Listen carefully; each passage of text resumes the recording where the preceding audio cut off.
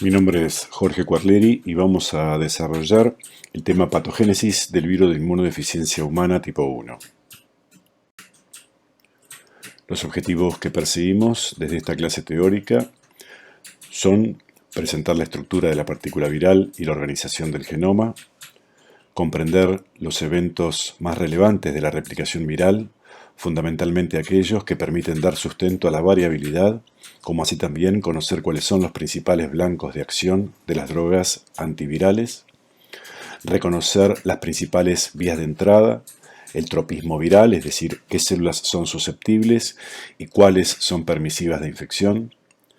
Vamos a involucrar los mecanismos de evasión a la respuesta inmune como uno de los integrantes que contribuyen a la patogénesis de este agente, comprender el rol de la activación linfocitaria y su impacto en el destino final de la infección, entender los diferentes mecanismos que causan la depresión de linfocitos T CD4 positivos y de alguna manera contextualizar el rol que desempeñan los reservorios en la principal meta relacionada a la eliminación de la infección. A modo de introducción abordaremos estos 4 tópicos principales relacionados con el descubrimiento del virus, su clasificación taxonómica, la estructura viral y la organización genómica y las proteínas que conforman a la partícula. Taxonómicamente, el virus de inmunodeficiencia humana pertenece a la familia Retroviridae y dentro de ella al género Lentivirus. Las principales investigaciones que permitieron la caracterización inicial de este virus fueron llevadas a cabo conjuntamente por 2 grupos, uno liderado por Luc Montagnier, en el que la primera autora del trabajo publicado fuera la doctora Françoise Barré-Sinoussi, hablamos del año 1983, y en forma concomitante el grupo liderado por Robert Gallo, hablaban de la identificación y daban nota de este nuevo virus causante de inmunodeficiencia.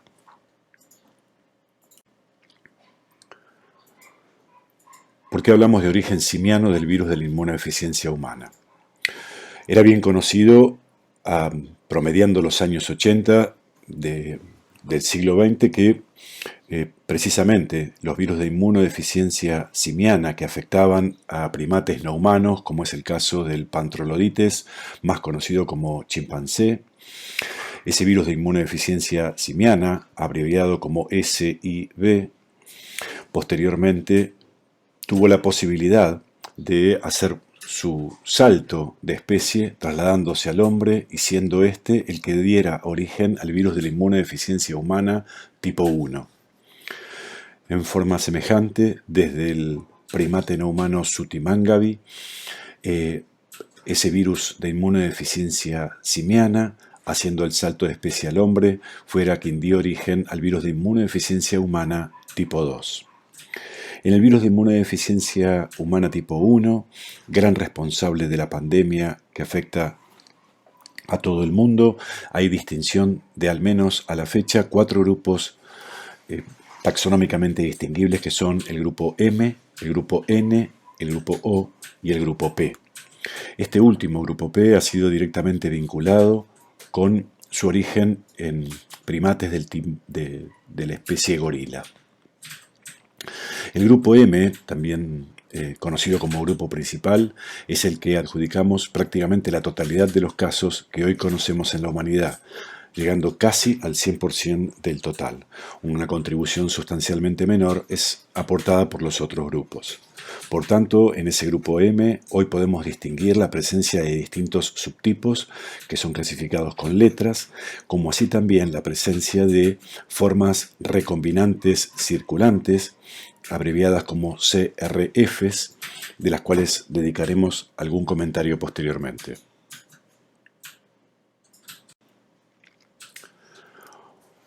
Prácticas que tienen que ver con el consumo, la caza de este tipo de primates ha permitido, se cree, el salto de los virus simianos hacia el hombre.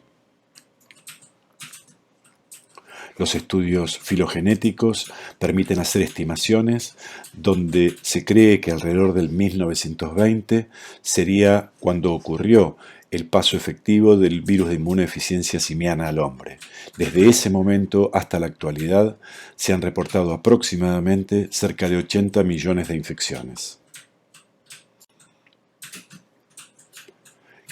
¿Qué características presenta? Respecto de la organización genómica de este agente, mencionábamos que está constituido el genoma por dos copias casi idénticas de RNA con polaridad positiva monocatenario. Puede advertirse que ese RNA en cada una de sus hebras tiene en cada uno de los extremos dos regiones que no son codificantes, que están flanqueando precisamente a todos los marcos abiertos de lectura que codifican para las distintas proteínas. Esas dos estructuras conocidas como LTRs o regiones terminales largas repetitivas que no codifican para proteínas constituyen o albergan dentro de sí regiones que tienen un rol regulador para la expresión de las proteínas. En cuanto a los marcos abiertos de lectura centrales que tienen los retrovirus, podemos distinguir la presencia de los marcos abiertos de lectura GAG, POL y M, allí representados en color rojo, azul y verde respectivamente. Y después coexisten con ellos otros marcos abiertos de lectura que codifican para proteínas reguladoras y para proteínas accesorias sobre las que abordaremos en breve. En lo que hace a las proteínas estructurales codificadas en el gen GAG, hablamos de las proteínas del core y las proteínas de matriz, que respectivamente tienen pesos moleculares de 24 y 17 kilodalton. En el marco abierto de lectura POL está codificada la transcriptasa inversa, la proteasa y la integrasa, en tanto que en el marco abierto de lectura ENV están codificadas las proteínas que posteriormente serán glicosiladas en modo post-traduccional para dar origen a las espículas que veíamos anteriormente enclavadas en la envoltura viral GP120 y GP41. En referencia a las proteínas reguladoras y accesorias, las primeras son la proteína TAT y la proteína REB, la primera de ellas con funciones de transactivador de los promotores del virus de inmunodeficiencia humana, como así también la posibilidad de transactivar la expresión de otros genes, incluyendo algunos celulares o virales. Allí se menciona como ejemplo el del virus herpes humano 8, responsable del sarcoma de Kaposi. La proteína REB es central como proteína que media el transporte de los RNAs virales al citoplasma para que se proceda con su traducción. Y entre las proteínas accesorias mencionamos acciones centrales relacionadas a cada una de ellas, por ejemplo, en el caso de la proteína BPR, el transporte del complejo preintegración, la proteína NEF, en la internalización y la degradación de moléculas CD4 y del complejo mayor de histocompatibilidad 1 y 2, la proteína BIF en la inhibición de las deaminasas celulares, conocidas como proteínas ApoBec, y la proteína BPU como una de las proteínas facilitadoras de la liberación viral por degradación de la molécula CD4 expresada en superficie celular.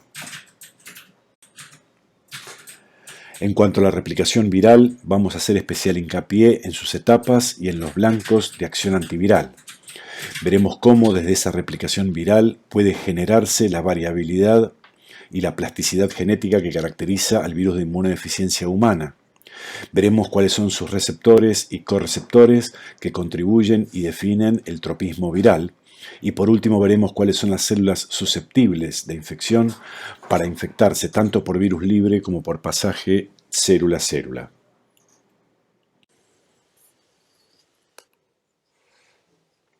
En referencia a la replicación del virus de la inmunodeficiencia humana, como ya lo venimos viendo para otros agentes, la primera de las etapas tiene que ver con la adsorción de la partícula viral a la superficie celular. En este proceso están involucradas la glicoproteína GP120 y 41,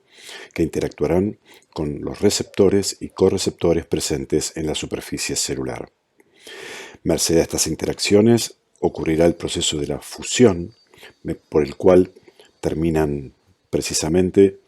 interactuando en forma directa y fusionándose en una misma unidad la envoltura del virus y la membrana citoplasmática de la célula blanco. Gracias a este proceso, entonces, ocurrirá la traslocación de lo que es la cápside viral,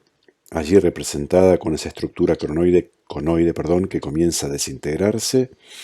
con pequeñas esferas de color verde.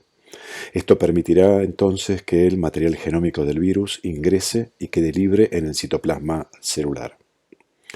Una vez ingresado y ya con presencia citoplasmática de ese material genómico RNA monocatenario en el citoplasma de la célula, ocurrirá el primero de los procesos cruciales que contribuyen a la variabilidad del virus de inmunodeficiencia humana. Hablamos entonces del proceso de la transcripción inversa, con participación activa de la enzima transcriptasa inversa, con la que viene dotada la partícula viral.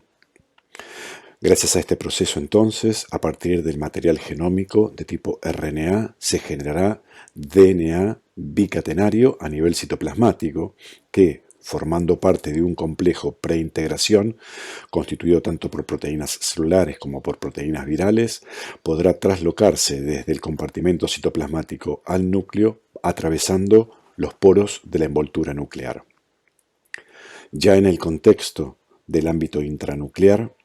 ese material genómico de tipo DNA bicatenario va a interactuar con el genoma de la célula y gracias a la actividad de la enzima integrasa viral podrá precisamente formar parte de este integrándose dentro del genoma de la célula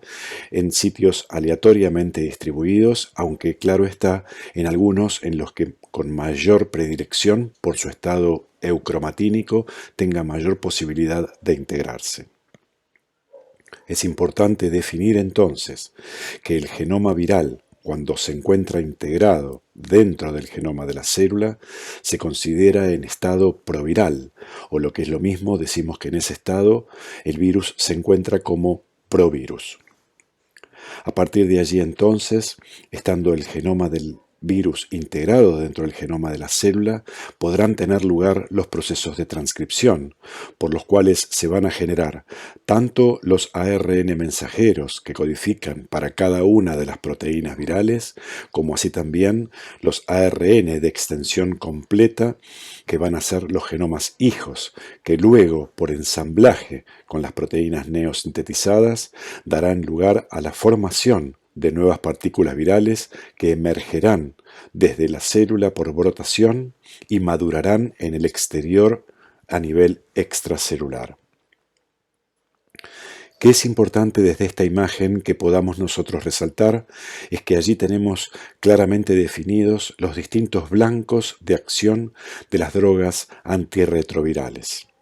En un comienzo, vinculado con la primera etapa, se encuentran los inhibidores de la fusión, capaces de interactuar con glicoproteínas virales e impedir que se produzcan los cambios conformacionales que posibilitan los eventos de la fusión entre la envoltura del virus y la membrana citoplasmática de la célula. Posteriormente a ello, la segunda de las etapas sobre las cuales pueden actuar las drogas antirretrovirales son los inhibidores de la transcriptasa inversa que involucran drogas de distintas características. Posteriormente, en el tercero de los pasos importantes, se encuentran los inhibidores de la integrasa. Por último, dentro de lo que es el ciclo de replicación viral se encuentran los inhibidores de la proteasa, a los que no hemos hecho mención específica, pero precisamente son drogas capaces de interactuar con proteínas virales que son las responsables de clivar poliproteínas para llevarlas desde un estado inactivo a un estado activo. No he mencionado que en un comienzo también existen los reconocidos antagonistas de correceptores. Hoy por hoy los que se conocen y son utilizados son drogas que logran antagonizar a los receptores del tipo CCR5. Es importante, sí, que nosotros podamos comprender que, como hemos mencionado, el material genómico del virus, una vez que ha sido retrotranscripto y se encuentra en estado DNA, se integra en el genoma de la célula. Este evento tiene, desde el punto de vista de la patogénesis viral, dos connotaciones muy importantes. La primera de ellas tiene que ver con el destino final de lo que es esa célula. Una vez que el genoma viral se encuentra integrado dentro del genoma de la célula, de alguna manera esto está perpetuando la infección, tanto en esa célula como en las células que, por producto de división mitótica, deriven de esta. Y en segunda instancia, es que el genoma viral, al integrarse dentro del genoma de la célula, quedará entonces supeditado a la regulación epigenética para su transcripción y expresión. Esta imagen nos permite entender un poco mejor a qué nos referimos con los términos de regulación epigenética. Adviértase que, como ustedes ya saben, de conocimientos previamente adquiridos, la formación de los nucleosomas a nivel del DNA cromatínico podrán estar en un estado desacetilado, con lo cual se encuentran en un estado cerrado y con el cual la transcripción de de los genes allí codificados se encuentra anulada, se encuentra apagada, como lo está mencionando la imagen. Muy por el contrario, en estado acetilado, esos nucleosomas logran abrirse y quedar en estado eucromatínico, de modo tal de posibilitar su expresión a partir de la transcripción. En consecuencia, no será ajeno al genoma viral integrado esta regulación epigenética. De modo tal entonces que nosotros podemos entender que una célula que se encuentra en un estado inactivo, o lo que es lo mismo en un estadio en el ciclo celular, en estadio G0 o en estado senescente, se encontrará con los nucleosomas desacetilados y en consecuencia no podrá haber expresión de todos los genes virales y en consecuencia no habrá generación de progenie viral. Muy por el contrario, una célula que se encuentre con el genoma en estado proviral podrá expresarse en tanto el estado de la cromatina celular se encuentre acetilado porque esa célula está metabólicamente activa en alguna otra etapa del ciclo celular. Esto permite entonces advertir que el virus de la inmunodeficiencia humana es un virus que puede hacer latencia fundamentalmente a nivel transcripcional. ¿A qué nos referimos cuando decimos que una célula está latentemente infectada con el virus de inmunodeficiencia humana? Estamos diciendo que el virus permanece en la célula que infectó, pero no produce progenie. Esto es un concepto central que ya lo hemos abordado desde los conceptos básicos en virología. Latencia viral implica no producción de progenie. En este caso en particular es porque la célula no le está ofreciendo de alguna manera el ambiente que ese genoma viral integrado necesita para poder expresarse, es decir, una célula que no está activada mantiene el genoma viral integrado, pero en estado heterocromatínico, de modo tal que el virus no va a poder disponer de las proteínas necesarias para poder replicar en modo eficiente. Uno de los pasos importantes que mencionábamos anteriormente es el que comienza, o es uno de los pasos iniciales, una vez que el virus logra la decapsidación en el contexto intracelular con liberación del material genómico. Es precisamente la transcripción inversa, y la mencionamos como uno de los eventos centrales asociados a la variabilidad, a la plasticidad genética que este virus tiene, que le permite, como uno de sus principales pilares, evadir la respuesta inmune. Veámoslo como está representado en forma gráfica aquí. Lo que nosotros tenemos es que a partir de el RNA viral y por transcripción inversa se va a poder generar una copia de DNA que posteriormente logrará transformarse en ADN bicatenario. ¿Cuál es la importancia que tiene? Precisamente la transcriptasa inversa, al igual que otras RNA polimerasas, de origen viral carece de lectura de prueba, de modo tal que no tiene la posibilidad de corregir aquellos errores que hubiere cometido mientras está generando el DNA en ese proceso de transcripción inversa. En consecuencia, dado que no corrige los errores, cada mutación por error cometido por esta transcriptasa inversa será una mutación que queda fijada y que puede conducir, si para el virus es permitido, a una variante que logre en alguna medida escaparse o alterar los mecanismos que le permitan al virus replicarse. La segunda gran fuente de variabilidad es la recombinación. Es importante tener en cuenta que el virus de la inmunodeficiencia humana es un virus que en su plasticidad genética puede involucrar entonces dos procesos centrales, el de la transcripción inversa y el de la recombinación genética. ¿A qué nos referimos con recombinación genética? Veámoslo en esta serie de pasos que está aquí esquematizada desde el paso número 1. Vemos que una célula permisiva puede recibir, hablando en términos gráficos, de un virus de color rojo que allí denominamos en forma genérica como perteneciente al subtipo B, y también puede ser infectada con un virus de color celeste que allí denominamos del subtipo F. Claramente se ve que ambos genomas están haciendo su ingreso en la partícula, que ambos genomas están haciendo su ingreso en la misma célula permisiva, dejando genomas rojos y celestes una vez que han sido retrotranscriptos en su formato DNA. Consecuencia de ello y de traslocar al núcleo y ser integrados en la cromatina de esa célula que ha sido coinfectada por un virus rojo y por un virus celeste, vemos cómo quedan integradas dos provirus con diferente color, o lo que aquí denominamos de los subtipos B y F. Consecuencia de ello, entonces, y por proceso transcripcional, estando esa célula metabólicamente activa, se van a poder generar entonces genomas hijos de color rojo y de color celeste. Es importante entonces tener en cuenta que la generación de esa progenie podrá entonces generar partículas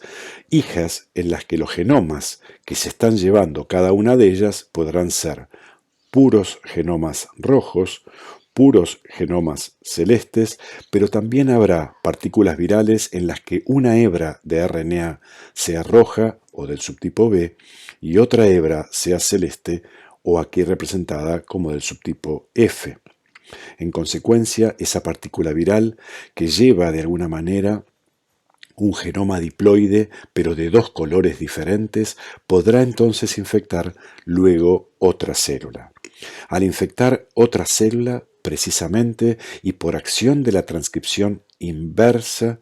podrá entonces esa enzima viral ir copiando en forma aleatoria de una y otra cadena, casi como teniendo dos moldes, uno rojo y uno celeste, e ir saltando para generar el DNA desde la una a la otra. Es ahí entonces que podrá generarse un ADN por transcripción inversa en el que cada hebra de este ADN no sea completamente todo rojo o todo celeste, sino que a modo de un mosaico genético pueda tener trozos a lo largo de su extensión que tengan un color y el otro. Y ahí entonces que cada una de las cadenas podrá tener dentro de sí ambos colores, generándose entonces un genoma que ha recombinado estos dos orígenes, generando partículas virales que al emerger podrán ser, como en este caso, una recombinante de los subtipos BF. No ha sido en este caso caprichoso poner el ejemplo de los subtipos B y F como ejemplo de recombinación. Es precisamente llevarlos a ustedes a que reconozcan cuál es el origen de una forma recombinante circulante que es epidemiológicamente importante en nuestro país. En Argentina, la recombinante BF es conjuntamente con el virus subtipo B puro las dos formas desde el punto de vista molecular más abundantes a nivel epidemiológico en Argentina.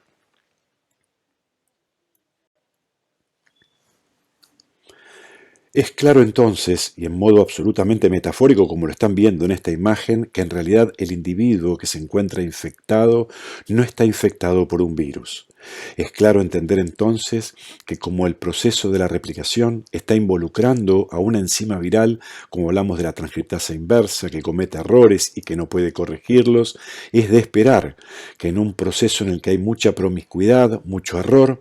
la población viral que infecta a un individuo no sea una población homogénea. Muy por el contrario, es una población heterogénea que va a evolucionar en forma genéticamente como una distribución muy compleja que involucra muchas variantes, por supuesto que todas ellas íntimamente vinculadas las unas con las otras, pero que claramente entendemos que no son completamente idénticas.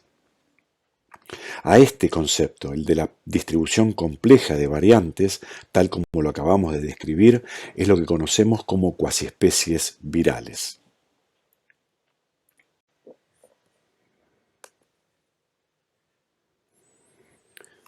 Cuando hablamos de tropismo viral, el concepto centralmente no es distante del que ustedes ya conocen, que ha sido desarrollado en los primeros seminarios de virología.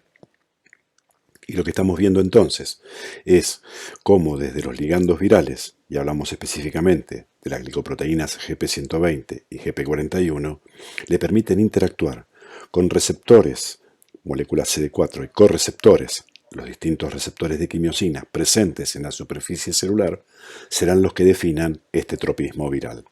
Es importante que se pueda advertir desde esta imagen en que se ve el diagrama de una partícula viral interactuando con los receptores y correceptores celulares que están involucrados cambios conformacionales que van a permitir que en última instancia ocurra el evento de la fusión entre la envoltura del virus y la membrana citoplasmática celular. En ese tropismo viral es importante en principio que podamos definir que claramente para el virus de inmunodeficiencia humana podemos distinguir que existen virus que tienen un tropismo por un tipo o la utilización de un tipo de correceptor, que son los receptores de quimosinas del tipo CCR5, en tanto que otros virus tienen la posibilidad de interactuar con correceptores de quimiosinas del tipo CXCR4. Los mencionaremos respectivamente como virus R5 o como virus X4 para abreviar en su denominación. Lo que es importante es que en esta imagen ustedes puedan distinguir cómo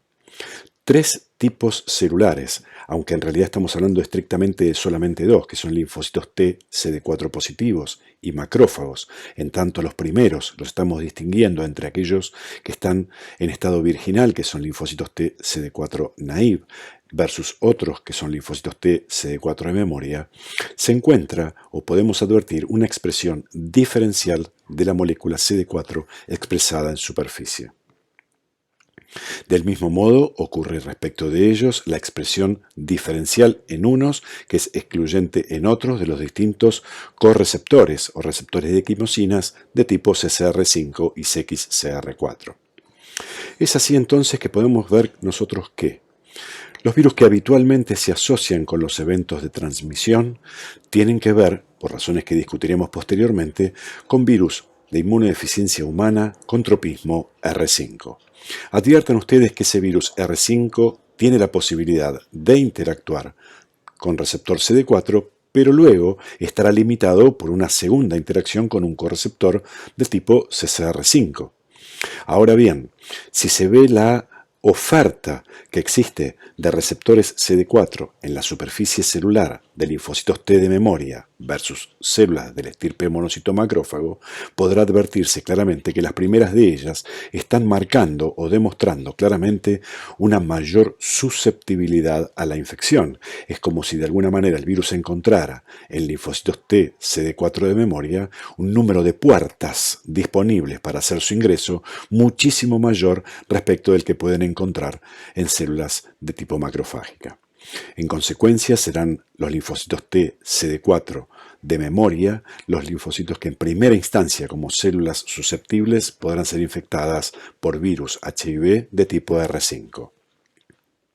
Ahora bien, veremos luego que en el contexto de la evolución de la infección, ese virus R5 empieza a disminuir en la historia natural, merced a que empiezan a disminuir la cantidad de células disponibles con presencia de correceptores CCR5. En un modelo casi darwiniano, si las estirpes de células de memoria y macrófagos empiezan a disminuir o se hacen muy poco accesibles al virus con tropismo R5, de alguna manera y darwinianamente se obliga al virus a que comience o que emprenda un viraje hacia el tropismo X4, por lo cual con la evolución de la infección disminuirá cuantitativamente el virus R5 para empezar a aumentar correspondientemente el virus con tropismo X4, es decir, aquel que tiene la posibilidad de interactuar con células de tipo linfocito T CD4 virgen o naive.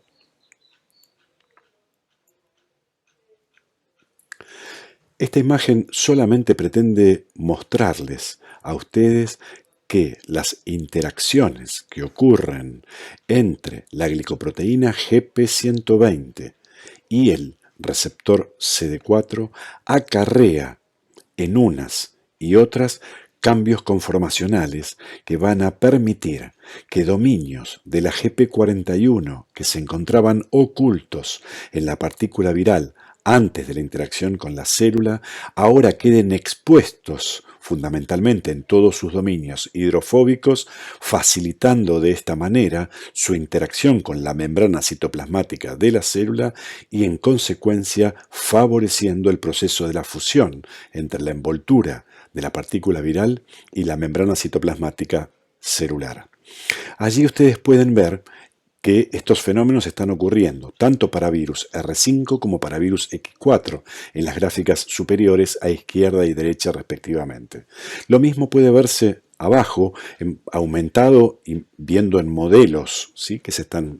Modelos tridimensionales elaborados, como hay dominios muy críticos en ese contexto de la glicoproteína GP120 que son ciertamente variables.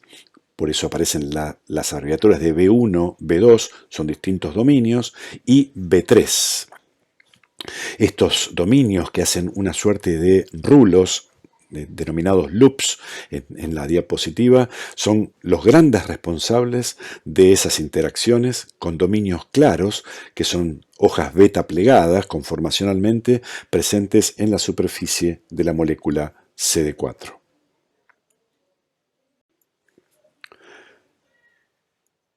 Esto es lo que hacíamos mención hace unos...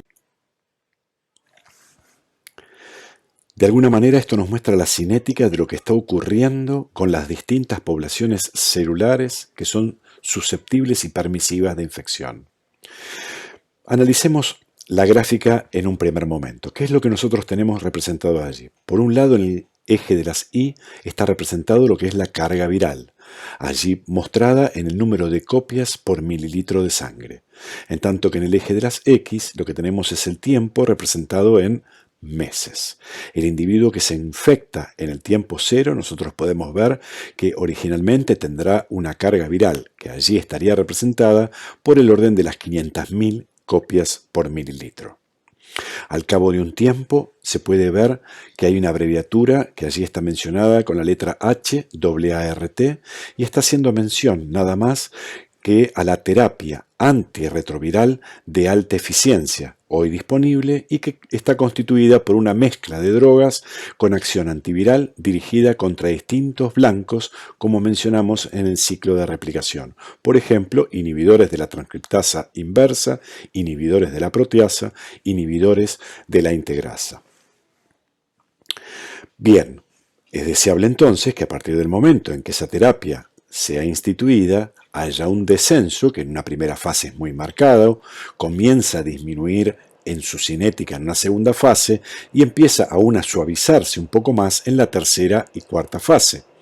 De modo tal entonces que lo que nosotros podemos advertir es que ese descenso muy marcado que está ocurriendo en una primera instancia en la carga viral es fundamentalmente a expensas de una población celular que, bajo la acción de drogas antirretrovirales, son aquellas en las cuales el virus replica con alta eficiencia. ¿De qué tipo de células estamos hablando nosotros, que es altamente eficaz esa terapia antirretroviral? Naturalmente que nos estamos refiriendo a linfocitos T que se encuentran en estado activo, que son aquellos que le están ofreciendo al virus el escenario más propicio para que haya una replicación viral eficiente.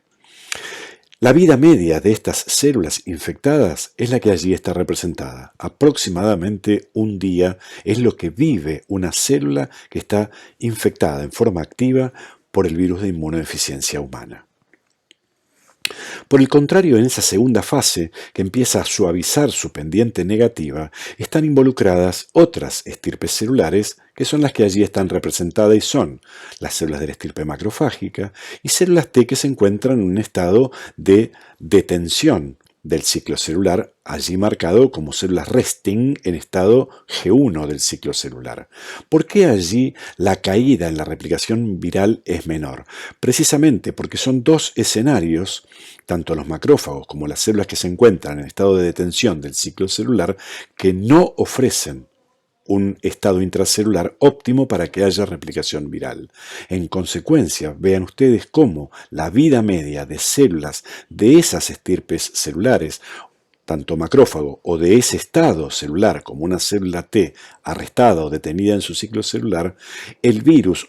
en esas células puede perdurar por mucho más tiempo y en consecuencia la vida media de esas células es de hasta 2 semanas. Peor aún puede ser la situación en el caso de una célula dendrítica y más aún en el caso de una célula en estado quiescente o una célula dendrítica folicular, en las cuales, merced a sus estados muy particulares, son células que pueden de alguna manera estar infectadas y albergar virus por periodos muy prolongados de tiempo. De modo tal entonces que aún recibiendo drogas antirretrovirales, si el escenario intracelular por el estado metabólico de la célula no le permite al virus replicarse, las drogas que actúan precisamente sobre la replicación viral no tendrán toda la acción necesaria para poder terminar con esa replicación viral. De modo tal entonces que por el estado metabólico inactivo de esas células, las drogas antivirales no serán eficaces específicamente sobre el ciclo de replicación que no está ocurriendo y esa célula permanecerá infectada, hasta tanto pudiere ocurrir la posibilidad de una activación de esas células que harán que puedan volver nuevamente a producir progenie viral. Estamos hablando centralmente de células por su estirpe, como puede ser un macrófago, una célula dendrítica o una célula dendrítica folicular, o por su estado, células que están en estado de detención del ciclo celular o células que se encuentran en un estado de senescencia, son células que de alguna manera resultan como algo así como un plazo fijo que el virus instala en esas células cual si fueran bancos a largo término. Lo dejan allí guardado y lo pueden preservar por largos periodos de tiempo, tal como los que allí están representados, que pueden alcanzar casi, estamos hablando de un término cercano a los 44 meses.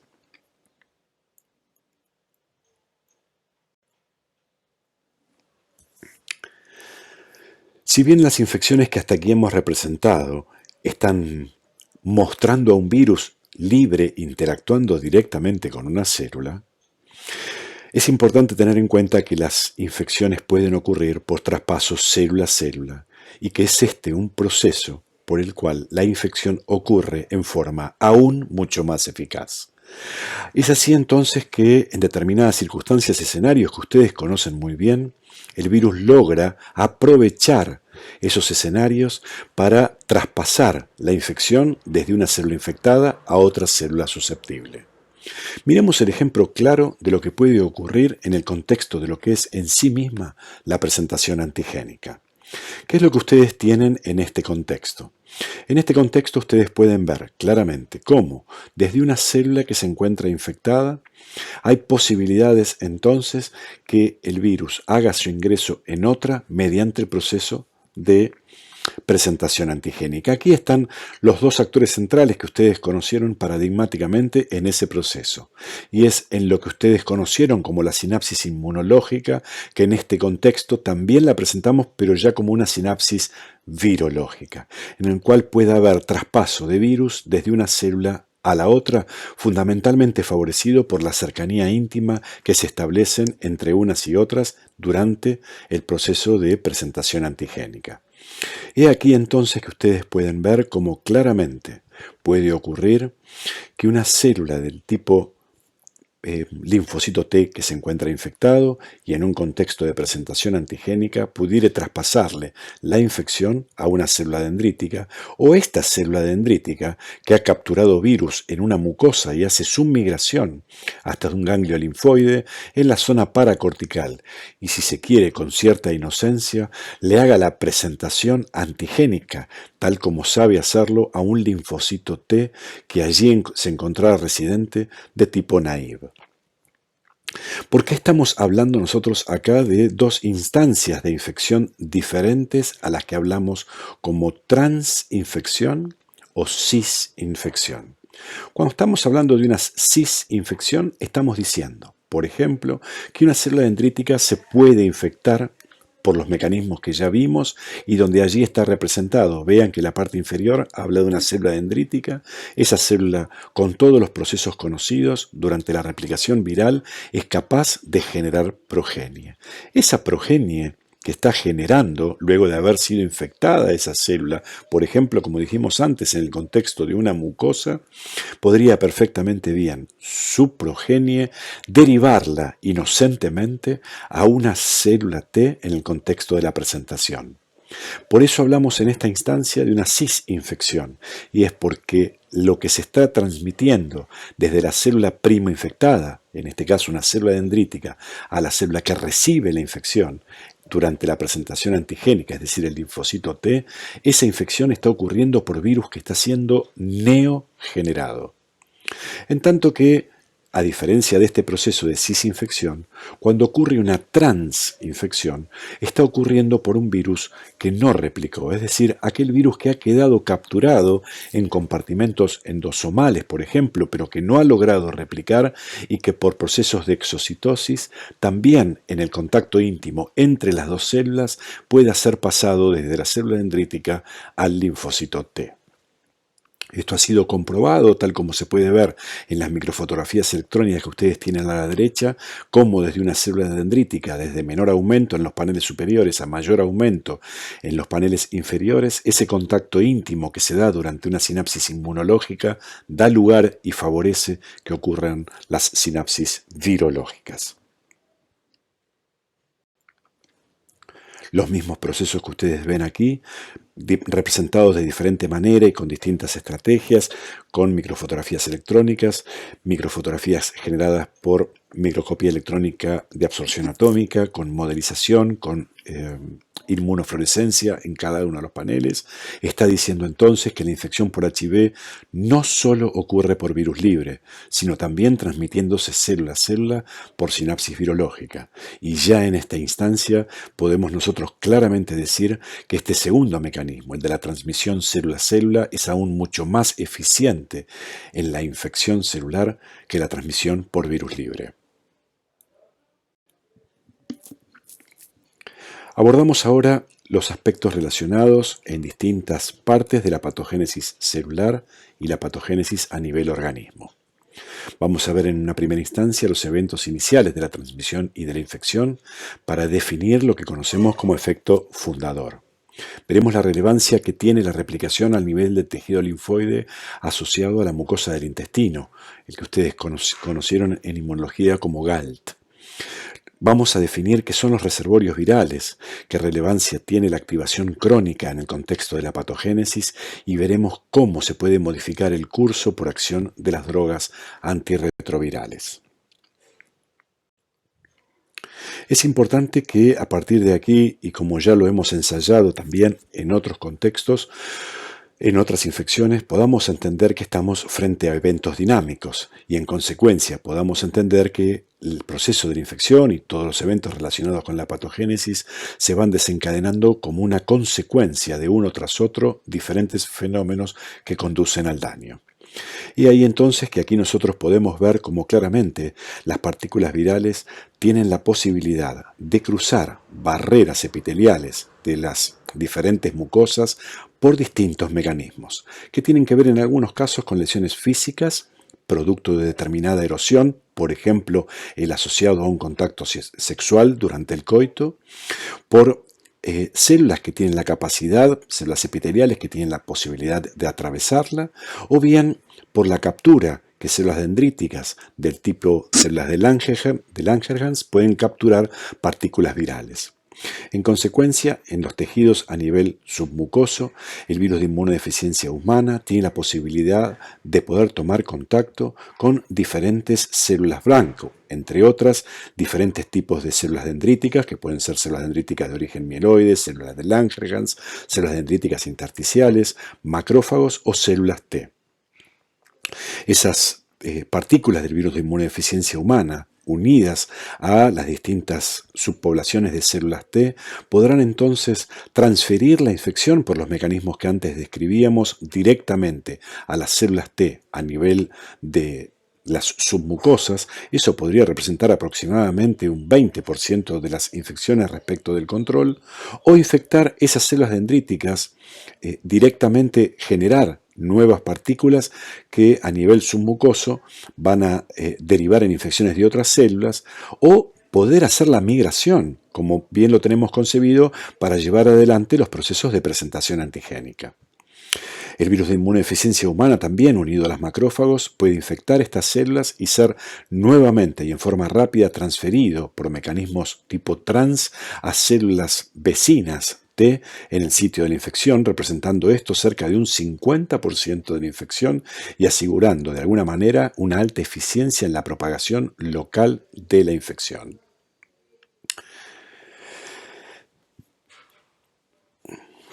Estas imágenes al microscopio electrónico permiten ver claramente cómo ocurren eventos de transitosis a nivel del epitelio vaginal. Cuando estamos hablando de transitosis, estamos diciendo en concreto cómo el virus puede ser transportado en el interior celular a su través para pasar desde un polo de la célula a otro polo de la célula. De modo tal que lo que nosotros podemos ver en las imágenes que tenemos, o en la imagen que nosotros tenemos a la izquierda, es que puede advertirse que en una célula del epitelio vaginal localizada en una de las capas por encima de la capa basal y conteniendo viriones citoplasmáticos intactos, luego de 24 horas de infección con un virus que tiene tropismo R5, vemos cómo en los paneles, a medida que se van insertando, esas partículas virales tienen la posibilidad de ir pasando desde estamentos más apicales de la célula, como si lo estuviésemos mirando en la fotografía, los que están más arriba, a otros que están en el sentido más basal, de modo tal de ir transportando dentro de esa célula epitelial desde la luz hacia estamentos basales. Esto es lo mismo que se puede ver con mayor detalle en las microfotografías que se encuentran a los costados, en panel derecho, y cómo se va viendo su migración a lo largo de esa célula desde el polo apical hacia el polo basal. Eso es lo que nosotros estamos viendo que va ocurriendo, como nosotros mencionábamos, en la posibilidad que podría ocurrir bien por lesiones o bien involucrando directamente a las células epiteliales en ese proceso de transitosis. Esta es la imagen que permite ver por fluorescencia, teñidos con un fluorocromo que florece claramente con ese color verdoso amarillento, con isotiocionato de fluoresceína, como en la presentación antigénica, en esa sinapsis bien concebida desde el contexto inmunológico, puede, ante la presentación antigénica, traspasarle esa célula dendrítica a la célula linfoide que se encuentra por debajo de ella, y con ese núcleo en color violeta muy grande y muy prominente, la progenie viral producto de su replicación. Sería una imagen clara por fluorescencia de un proceso en el que está ocurriendo una cisinfección.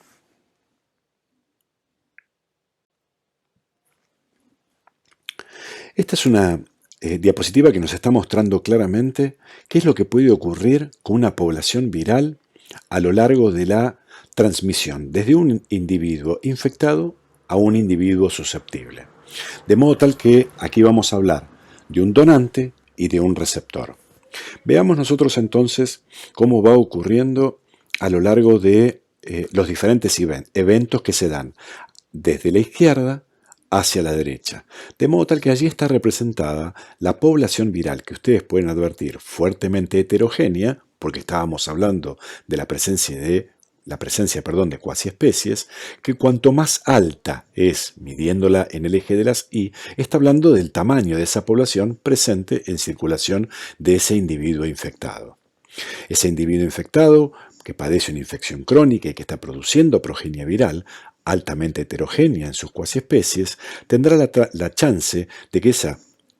población viral alcance otras localizaciones. Por ejemplo, podría ser a nivel del tracto genital. De modo tal entonces que lo que nosotros podemos ver es que desde el torrente circulatorio y llegando al tracto genital, por ejemplo pasando la barrera hematotesticular, vemos que hay una población viral en el contexto de esas cuasiespecies que ha logrado tener una amplificación con mayor eficacia. Hablamos como si fuese un virus verde y un virus de color rosado. Esas progenies tienen en ese ámbito tisular particular una mayor chance de replicación y en consecuencia esos virus, verde y rosado, podrán en una muestra al azar desde el tracto genital estar presentes en alguna de las secreciones. Lo podríamos pensar que en este caso estamos hablando en un fluido que podría bien ser semen o bien ser un fluido vaginal, dependiendo de qué tipo de hospedador estuviéramos hablando en el contexto de donante de la infección. En el contacto e involucrando a las distintas poblaciones virales que aquí están contempladas, en ese contacto y usando las vías antes descriptas, existe la posibilidad que alguna de esas poblaciones pueda pasar e infectar al individuo receptor. A nivel del tracto genital, algunas poblaciones entonces, que en este caso está representada por una población allí de color azul, es una que adquiere y tiene capacidad de replicarse con un fitness parangonando lo que se puede alcanzar para una persona en el gimnasio. Lo mismo ocurre en términos de replicación o capacidad replicativa en el caso de un virus. El virus azul tiene un fitness mayor respecto de los otros, de modo tal que logra, tras infectar una célula, generar una cantidad de progenie sustancialmente mayor y que se traduce eso en sangre de ese receptor como una población ampliamente predominante. Será entonces ese, el virus azul, el que nosotros denominaremos virus fundador. Es el virus que ha logrado fundar una nueva infección en un individuo o en un receptor susceptible. Por supuesto que una vez que comience esa replicación del virus azul y por los mecanismos que ya fueron descritos anteriormente, se espera que a lo largo del tiempo esa población comience a perder homogeneidad en su constitución y empiece a dar lugar a una población en la que sea clara la heterogeneidad genómica, dando lugar al concepto nuevamente de cuasi especies heterogéneas que anteriormente estuviésemos describiendo. Esa población azul se ha generado, como dijimos anteriormente, gracias a que tiene una clara ventaja replicativa. Aquí está descrito en forma gráfica y ustedes pueden verlo como virus que tienen otros colores. En senso estricto estamos hablando de virus que tienen distinta capacidad replicativa o tienen distinto tropismo. Por ejemplo, podríamos pensar que esos virus que están ingresando con otros colores diferentes al color azul tuviesen un tropismo de tipo X4. De modo tal que un virus con tropismo X4 no se encuentre con células a las que pueda infectar por carencia del correceptor necesario. En consecuencia, tanto el virus naranja como el virus verde no pueden infectar las células que están presentes en esa submucosa, en tanto que sí lo puede hacer el virus azul. Ese virus azul que tiene tropismo R5 es el que sí puede replicarse en forma eficiente y en consecuencia ese índice o tasa de replicación de tipo R0 sí es mayor a 1 y en consecuencia genera la progenie viral como la que decíamos antes y logra entonces establecer y constituirse como el virus fundador.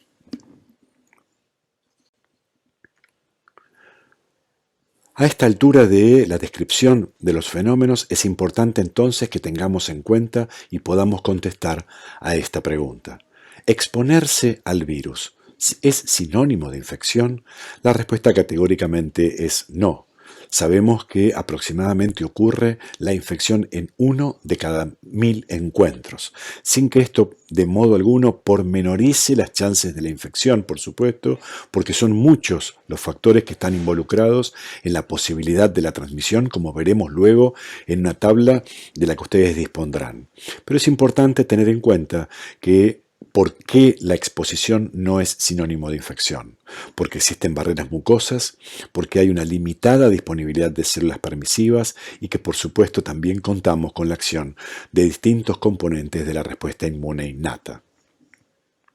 La otra pregunta a la que damos respuesta es, ¿qué pasa con el curso natural de la infección? ¿Es inexorable el destino? ¿Vamos camino inexorablemente en todos los casos a una depresión profunda de la población de linfocitos TSD4 con el compromiso inmunológico concomitante? La respuesta también es negativa en este sentido y sabemos que existen entre un 5 y un 8% de personas que a pesar de haberse infectado preservan un nivel normal en sus niveles de linfocitos TCD4 y en algunos casos, además, logran controlar los niveles de viremia o aún más permanecer indetectables los niveles circulantes de virus en sangre. Por eso es que se distinguen dos tipos diferentes de personas que quedan englobadas en esa característica, es decir, hay personas que son considerados no progresores de largo término, pues son aquellos que preservan niveles normales de linfocitos TCD4 y tienen cargas virales de bajos niveles, mensurables, pero de bajo nivel.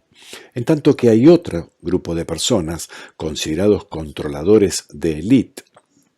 que son aquellos que, al igual que el grupo anterior, preservan niveles normales de linfocitos TCD4, pero que a su vez presentan niveles de viremias no detectables, por lo menos a lo largo de entre 1 y 3 décadas de seguimiento.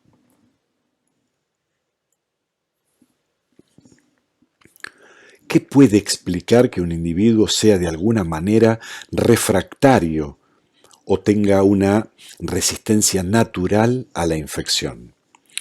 El mecanismo mejor caracterizado, entre otros mecanismos que logran un curso evolutivo de menor severidad, es el que tiene que ver con la genética del individuo relacionada con la expresión del receptor de quimiosinas de tipo CCR5. Existe genéticamente una población de individuos en los cuales el receptor CCR5 tiene a nivel genético una delesión en el gen que lo codifica de 32 nucleótidos. En consecuencia, ese gen CCR5 que va a estar expresado en la superficie celular será un gen CCR5 anómalo, y en esa anormalidad con la que se presenta no estará en condiciones de actuar como correceptor del virus. En consecuencia, aquellos individuos que presenten genéticamente esa anormalidad de esa delesión de 32 nucleótidos a nivel genético, considerado CCR5 delta 32, si siendo homocigotas, se presentarán como individuos resistentes a la infección para enfrentarse al virus con tropismo R5. Aquellos individuos que sean heterocigotas a nivel genómico serán aquellos en los cuales se presente o se exprese una progresión enlentecida, siempre por supuesto comparado con aquellos normales en los cuales se presente una historia natural de tipo estándar, tal como la hemos descrito hasta aquí.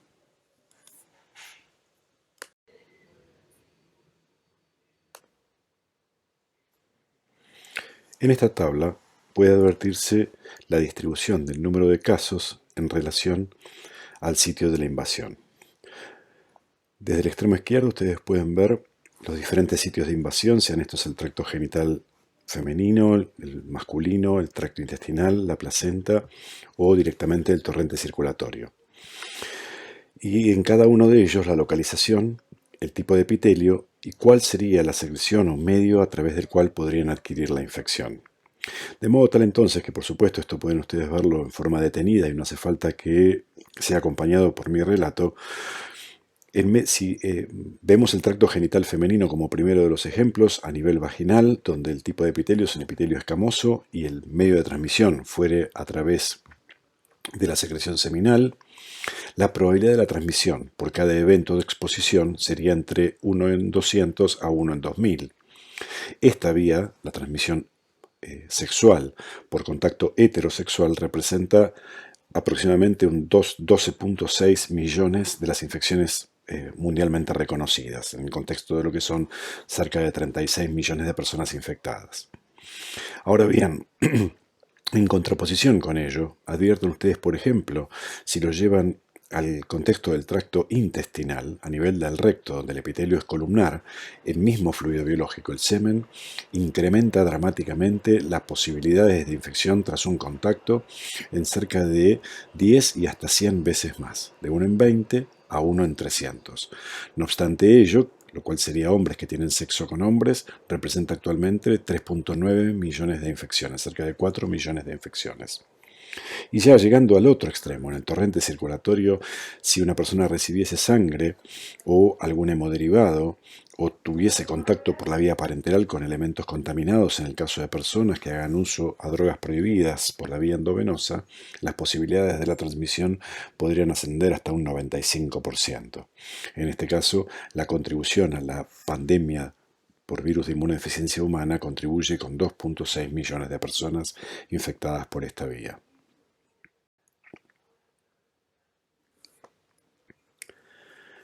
¿Qué ocurre respecto de las poblaciones celulares principalmente afectadas una vez ocurridos los eventos iniciales de la infección? En este sentido es crucial el rol del tejido linfoide de la mucosa intestinal, el GALT. ¿Y por qué es tan importante el rol que desempeña esta población linfoide ubicada en este tejido en particular? Adviértase en la citometría de flujo que ustedes tienen representada en la parte superior de la diapositiva, donde se está haciendo una marcación para linfocitos T CD4 de memoria, es decir, aquellos que resultan, además de marcar CD4 como positivos, estos linfocitos T son CCR5 positivos. La contribución relativa de lo que hay circulante en sangre, casi un 12%, presente en los ganglios, casi un 8%, versus su presencia en el tejido linfoide asociado a la mucosa intestinal, donde hay una presencia de cerca de un 70% de células con esas características de linfocitos TCD4-CCR5 positivo. En consecuencia, puede advertirse que si bien cuando se hace la evaluación por recuento de células TSD4 a nivel circulatorio en sangre periférica, la cinética de eventos que produce la depresión inicial marca una cinética en la que se ve esa depresión en la curva del lado izquierdo en color verde, que si lo llevamos a lo que ocurre en el contexto del tejido linfoide asociado a la mucosa intestinal, esa depresión es definitivamente mucho más marcada. Esa feroz depresión de la población linfoide en el tejido de esas características asociado al intestino puede verse con esas imágenes superiores entre individuos infectados por el virus de aquellos que no lo están, donde esas imágenes endoscópicas permiten ver esos acúmulos de masas de color amarillento, que es población linfoide, en la que en las imágenes de la derecha se ve absolutamente diezmada en ese mismo tipo de imagen endoscópica.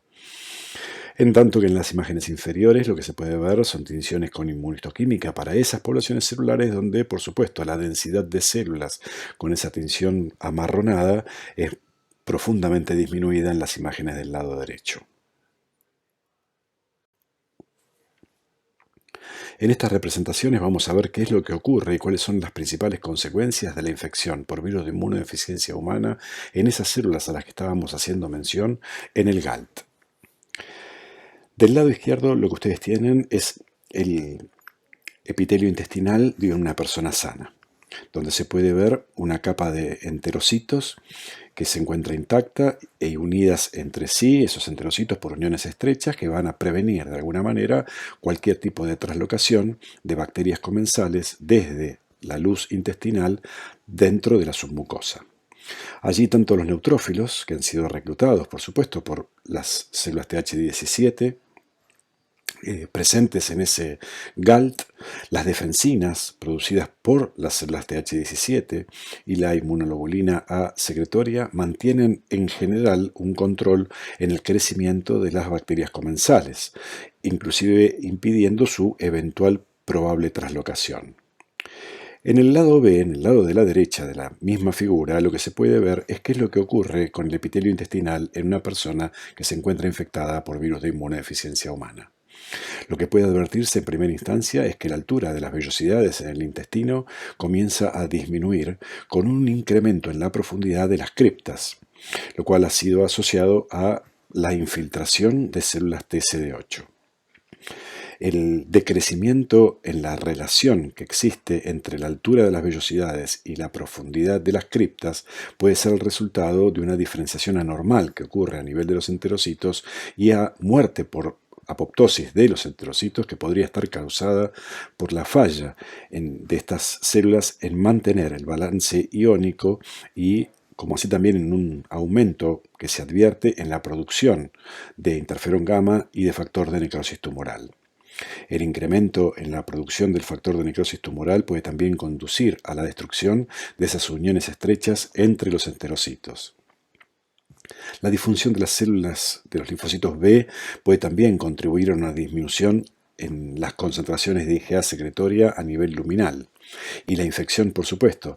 por el virus de inmunodeficiencia humana de las células T, es probable que esté conduciendo fuertemente a la pérdida de linfocitos T CD4, particularmente la población TH17. En consecuencia, entonces, los niveles de IgA disminuidos, la pérdida de la población TH17, recordemos que estamos hablando de una población CCR5 positiva, puede permitir el sobrecrecimiento bacteriano, lo cual puede a su vez contribuir a un incremento en la translocación microbiana. La continua presencia en las células endoteliales de las vénulas de endotelio alto sugiere que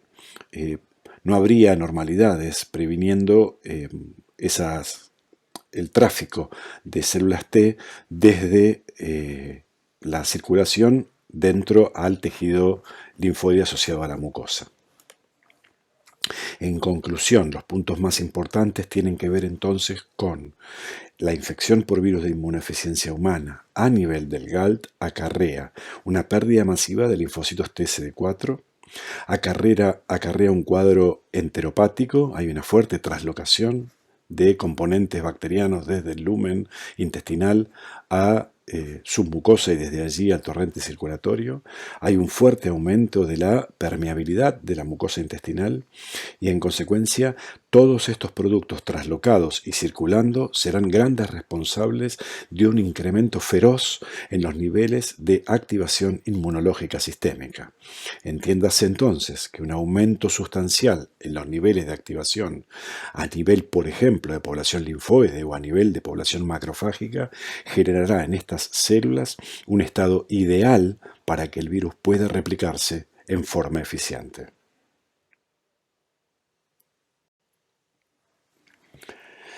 De modo tal entonces que cuando se pueden mensurar los niveles de distintas citoquinas como eventos tempranos durante la infección aguda, puede advertirse lo que estas curvas están demostrando en la cuantificación de todas esas citoquinas que ustedes advierten allí en función de lo que es la carga viral, lo que allí aparece representado con la línea roja como viral load. Esas citoquinas fundamentalmente ustedes pueden advertir en su presencia que involucran a todas aquellas que son fundamentalmente de tipo proinflamatoria, con lo cual esto va a contribuir a la activación y a una pérdida de la respuesta inmune que es nociva en el contexto de la respuesta CD4.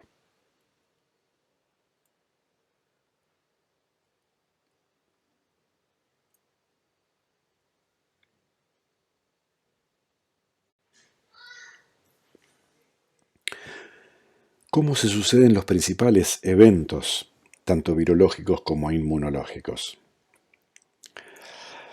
La cinética de este tipo de eventos asociados con la infección por el virus de inmunodeficiencia humana permite representarlos como si fuese una secuencia, como si estuviésemos viendo capítulos de lo que es una novela que va avanzando, incluyendo la aparición de antígenos virales, la producción de anticuerpos específicos, la respuesta de linfocitos TCD8 específica para HIV durante la etapa aguda y durante las etapas tempranas de la fase crónica de la infección.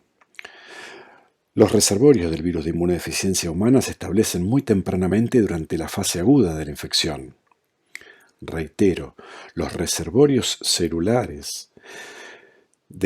para la infección por el virus de inmunodeficiencia humana se establecen muy tempranamente durante la fase aguda de la infección, muy temprano luego de la emergencia de la viremia en plasma.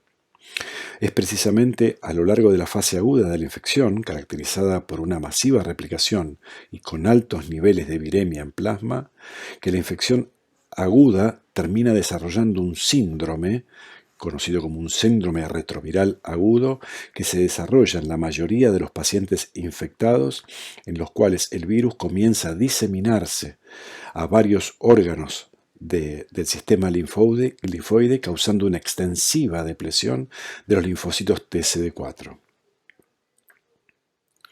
Aunque la respuesta inmunitaria contra el virus de inmunodeficiencia humana, incluyendo la respuesta CD8 y los anticuerpos, se desarrollan durante la infección aguda, es importante tener en cuenta que la plasticidad genética que el virus tiene, junto a otros mecanismos que le permiten contrarrestar el correcto funcionamiento de estas células, hacen de este un gran paradigma de un virus con capacidad de evadir, de escapar rápidamente a los mecanismos que pretenden controlar su replicación.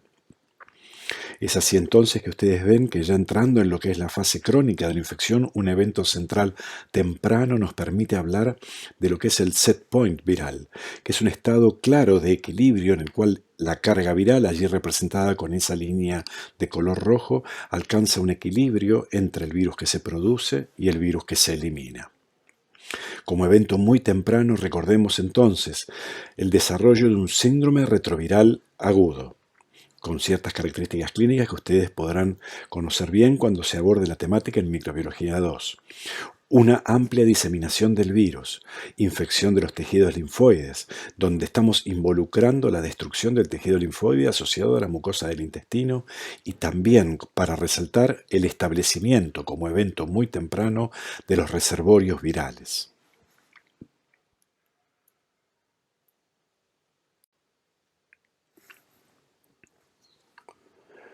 ¿Qué cambios promueve la terapia antirretroviral? Veamos lo que ocurre respecto de, en las curvas que están del lado izquierdo, qué ocurre cuando no hay tratamiento antirretroviral. ¿Qué pasa con la historia natural de la infección? En principio lo que nosotros vemos es que tras la infección, en la curva representada en color rojo, los niveles de RNA o carga viral del virus de inmunodeficiencia humana muy tempranamente se elevan. Hay una profunda replicación viral y obviamente ya estamos pensando que esto está involucrando al tejido linfoide asociado a mucosa intestinal. Posteriormente a ello podemos ver que tanto la respuesta CD4 en el propio tejido intestinal como la respuesta CD8 son capaces de alguna manera de comenzar a controlar, aunque solamente en forma efímera y parcial, esos niveles de replicación que permiten sustentar lo que empieza a ocurrir respecto de esa caída en la carga viral hasta un nivel que queda estable, lo que antes mencionábamos y definíamos como set point, que dura durante un tiempo que es variable, pero que involucra en la mayoría de los casos a varios años, podría llegar a ser una década, hasta que vemos que la depresión en la población linfoide afectada es mayúsculo, llegando a niveles que podrían anular por completo su posibilidad de detección en sangre periférica, acompañado esto de niveles de replicación que alcanzan altísimos niveles de carga viral. ¿Qué pasa con el tratamiento antirretroviral? Esa misma curva roja que antes veíamos elevarse, una vez que se instala el tratamiento antirretroviral, comienza su descenso. Ya habíamos visto en las primeras diapositivas que allí se involucra la necesidad de distintos antirretrovirales que son activos durante la replicación viral. Es decir, entonces, que el virus que podrá ser de alguna manera controlado será solo aquel que está en células en estado de activación y en consecuencia donde éste esté replicando. Allí puede advertirse entonces que en el término de algunas pocas semanas, entre 3, 6 y hasta 12 semanas, se lograrían eficientemente disminuir a niveles indetectables la carga viral. Respecto de los otros parámetros, naturalmente, lo que se puede llegar a advertir es una recuperación en sangre periférica de los niveles de CD4 sin que esto implique el restablecimiento de los niveles iniciales del paciente antes de la infección. Del mismo modo, los niveles de linfocitos TCD4 en el GALT, si bien logran aumentar ligeramente, es una repoblación solo parcial que en ningún caso permite alcanzar los niveles normales. Esto analizado desde el punto de vista cuantitativo. Tenemos que tener en consideración a su vez que la población fundamentalmente diezmada es una población de linfocitos TCD4 de memoria. En consecuencia, entonces, esa repoblación de células linfoides que llegan a esa localización a través de las vénulas del endotelio alto podrían ser células que no precisamente estuvieran reemplazando los clones de memoria que previamente se hubiesen establecido en ese tejido linfoide.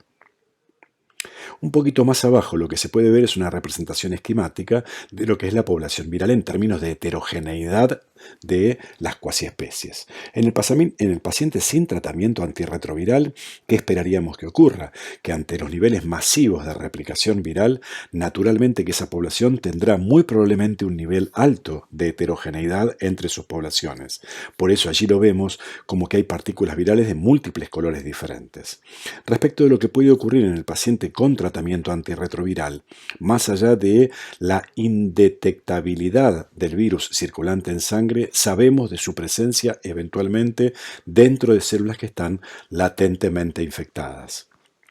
En consecuencia, aún en presencia de un tratamiento exitoso, sabemos que la cura no se estaría alcanzando de modo tal de erradicar la infección, sino solamente esto alcanzado en términos funcionales, pues se estaría controlando solamente lo que tiene que ver con la replicación viral. Y la población viral que estuviera aún presente muy probablemente sea una población viral que guarde un cierto grado de heterogeneidad. Heterogeneidad que comparativamente a lo que es un paciente no tratado es sustancialmente menor y serían poblaciones que guarden alguna ventaja para poder preservarse aún bajo la presión de un tratamiento antiviral. Respecto de los cambios que promueve un tratamiento antiviral, véase cómo claramente lo que se puede disminuir y es fundamental en estos casos son los niveles de activación inmunológica. Recordemos que los niveles de activación inmunológica van directamente de la mano de los niveles que van a poder o con los cuales se va a encontrar el virus para poder replicarse en forma eficaz. De modo tal entonces que lo que ustedes ven en las curvas de color violeta, la disminución de los niveles de activación va a permitir concomitantemente disminución de los niveles de carga viral.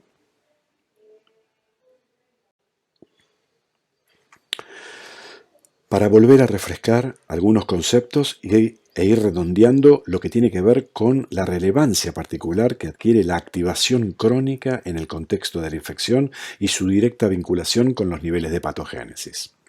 Lo que ustedes pueden ver allí es una cinética en la cual vamos viendo cómo los niveles de activación celular correlacionan directamente con los niveles de replicación viral. Es así entonces que desde el lugar izquierdo ustedes pueden ver un linfocito TCD4 que se encuentra con su ciclo celular detenido. Esa célula puede infectarse, sí, es una célula que es susceptible por la presencia de receptores y de correceptores en su superficie. Sin embargo, dadas las condiciones de ser una célula que tiene detenido su ciclo celular, no está activado, no ofrece a nivel intracelular un ambiente que le permita al virus hacer una replicación viral efectiva. En consecuencia, lo que se pueden ver son formas virales de genoma DNA que, si bien pudo ser retrotranscripto, no ha podido ser integrado y queda como un DNA viral sin integrarse. De ocurrir el proceso de activación en esa célula linfoide, existirá la posibilidad de proseguir con el ciclo de replicación viral,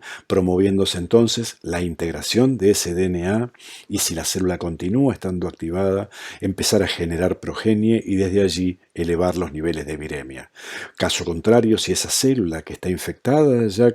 en estado proviral volviese a un estado de detención en su ciclo celular, pasará a ser entonces una célula latentemente infectada. Adviértase entonces cómo una misma célula y durante las distintas etapas de su ciclo celular está ofreciendo ambientes propicios o ambientes que no lo son para la replicación viral. No obstante ello, si la célula estuviese infectada, pasará en un ambiente no propicio a ser una célula latentemente infectada, constituyéndose en un claro reservorio celular que ante determinadas circunstancias podría transformarse nuevamente en una fábrica activa de progenie viral.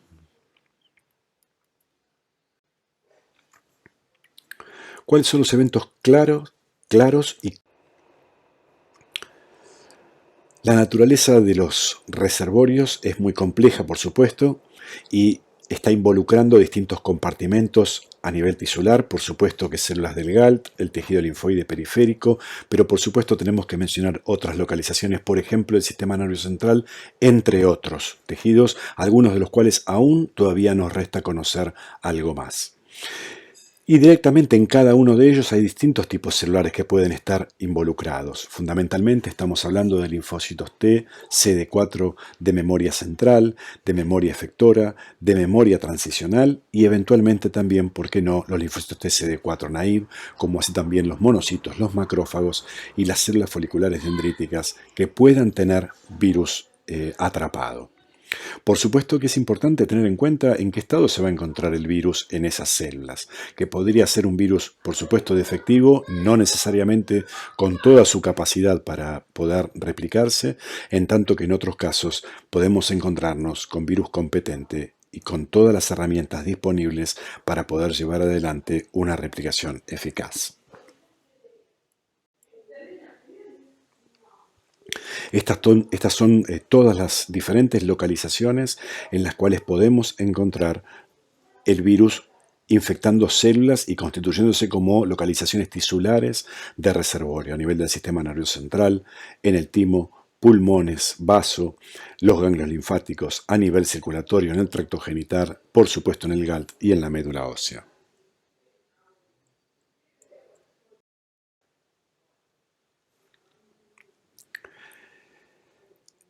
Es importante entonces volver a recalcar que venimos de un escenario en el cual estamos resaltando los niveles de activación crónica que favorecen la replicación. En ese contexto en el que nos estamos encontrando, de niveles de replicación en un contexto de activación crónica, el virus de inmunodeficiencia humana es capaz de causar daño a los tejidos linfoides y a nivel de las mucosas, conduciendo a una progresiva clara inmunodeficiencia, con niveles excesivos de patógenos, incluyendo el propio virus de inmunodeficiencia humana e inflamación. El virus de inmunodeficiencia humana también daña las mucosas a nivel del intestino, conduciendo a la translocación microbiana de la que antes hacíamos mención y describíamos. Con lo cual entonces, tanto el virus en sí mismo como eventualmente su tratamiento pueden afectar la función hepática a través de múltiples mecanismos. Los efectos colectivos de estos insultos iniciales que se están produciendo son, de alguna manera, eventos de activación crónica, tanto de monocitos como de macrófagos, como así también fenómenos de hipercoagulación. Estos procesos conducen directamente al daño vascular. Puede haber daño tisular a nivel de órganos, que en algunos casos pueden ser daños muy profundos, como así también sustentar lo que conocemos como la multimorbilidad, en las cuales teóricamente puede haber manifestaciones en etapas más tardías de la vida, con el establecimiento de distintos síndromes que se dan en la población de adultos mayores. Adviértase entonces cómo se puede ver claramente que entre los efectos asociados, digamos, a estas disfunciones metabólicas panorgánicas que están ocurriendo, tiene que ver con distintos trastornos asociados, por ejemplo, a fenómenos ateroscleróticos, a disfunción vascular y a distintos fenómenos de necrosis tisular.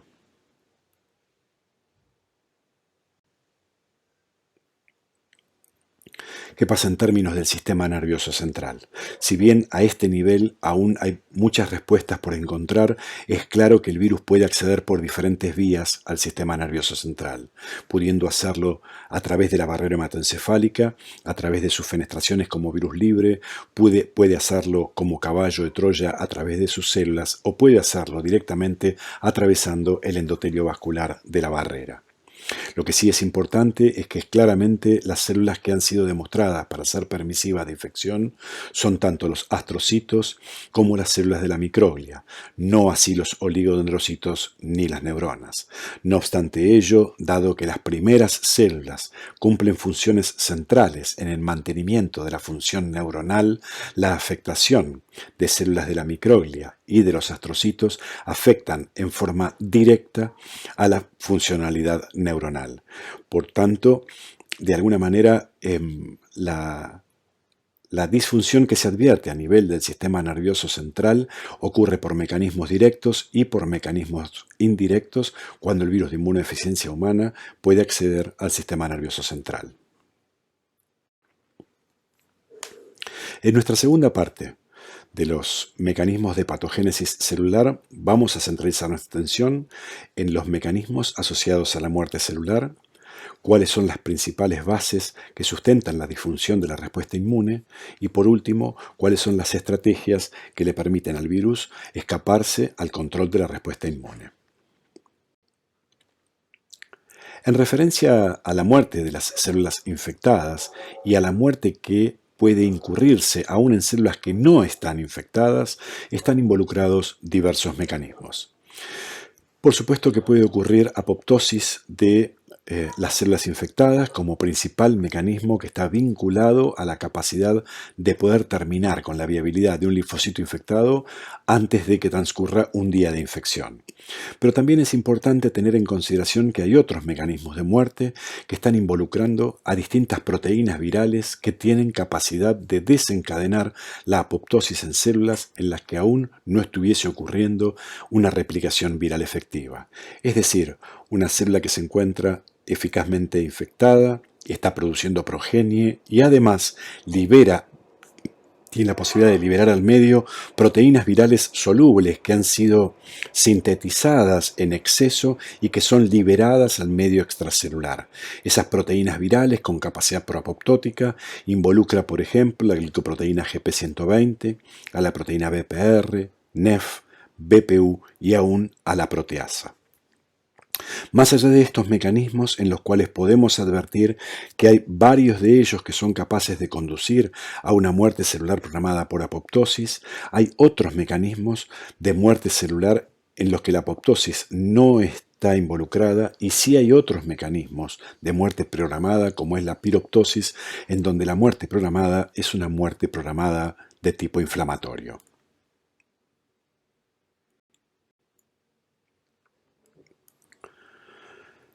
En este sentido, es pertinente en una primera instancia tener en claro que antes del conocimiento de la muerte celular por mecanismos distintos a la apoptosis, podía justificarse solamente una pequeña proporción de la muerte celular. Es decir, cuando se podía mensurar los niveles de apoptosis en las células infectadas y en células permisivas, solamente podía visualizarse que ese mecanismo de muerte era responsable de un 5% del total de la muerte celular. Sin embargo, claramente puede verse que se mueren muchas más células de las que puede detectarse que haya infección viral productiva. Es decir, la muerte celular está ocurriendo por mecanismos no directamente vinculados a la replicación viral. Veamos entonces que esta imagen nos está permitiendo entender que las infecciones que no llegan a producir progenie viral, es decir, aquellas infecciones en las cuales no hablamos de infección productiva, sino hablamos de una infección abortiva, no son, sino todo lo contrario, un escenagno benigno, sino muy por el contrario, sustentan esas células que se encuentran en un estado no permisivo una alta tasa de mortalidad por mecanismos diferentes a la apoptosis. De modo tal entonces que lo que se puede ver en la mitad izquierda de la diapositiva es que estamos viendo la infección de una célula TCD4 que se encuentra en un estado no permisivo. Ese estado no permisivo podría ser perfectamente bien una célula que se encontrara en un estado de no activación. De modo tal entonces que podría ser infectada, podría estar recibiendo material genómico, el mismo podría sufrir la transcripción inversa, pero empieza a acumularse dentro del citoplasma de esa célula el DNA producto de la transcripción inversa sin que ocurran los eventos posteriores de integración. Consecuencia, a nivel citoplasmático comienzan a acumularse distintos transcriptos y DNA que pueden ser detectados por los mecanismos celulares que logran censar la presencia de DNA foráneo. Allí está mencionado IFI16 y hay toda una cascada de participantes celulares que desde la respuesta inmune innata son capaces de censar ese DNA foráneo y esos transcriptos foráneos como si fueran un PAMP de origen viral. En consecuencia, todo esto conlleva a la activación de una cascada de eventos de la respuesta inmune antiviral innata que llevan a la activación de la caspasa 1, momento este de la caspasa 1 que es capaz de desencadenar entonces eventos de muerte celular con liberación de interleuquina 1 beta como una de las principales citoquinas con capacidad proinflamatoria. La muerte de estas células sobrevendrá entonces por un fenómeno distinto al de la apoptosis que conocemos como piroptosis.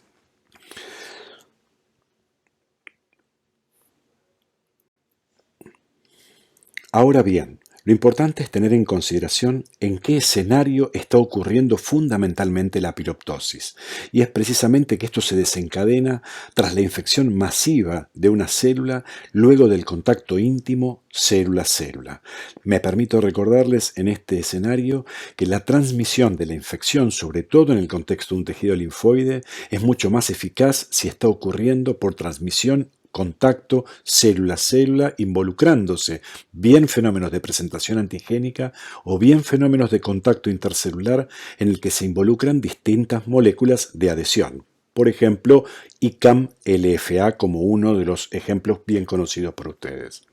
Veamos en esta imagen entonces cómo partículas virales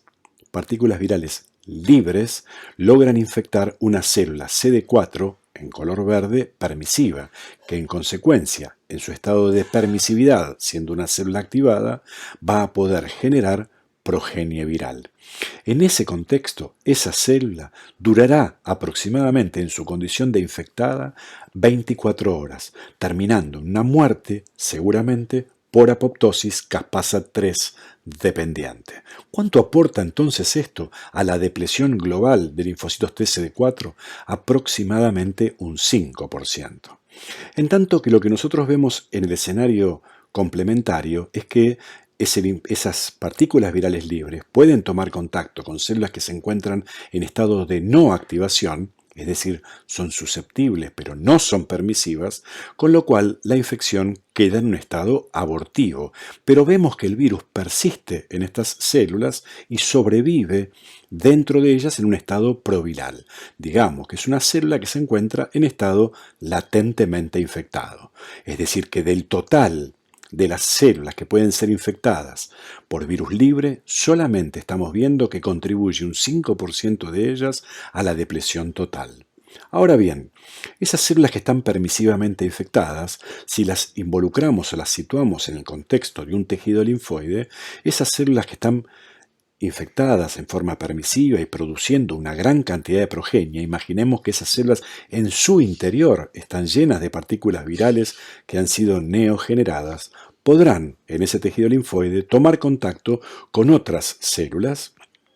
como lo que se ve en el panel inferior. Esa célula verde toma contacto mediado por ICAM1 y LFA como moléculas de adhesión, permitiéndole a esa célula, tras tomar contacto, el traspaso en ese contacto de una buena parte de su progenie al interior de la célula azul. Ese gran paso, en una célula que no es permisiva, esa célula tendrá la posibilidad, en ese contexto en el que se encuentra, de